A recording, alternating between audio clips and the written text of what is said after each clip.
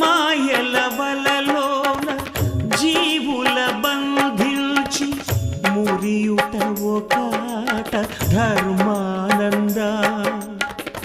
ఎదలో గరడాన్ని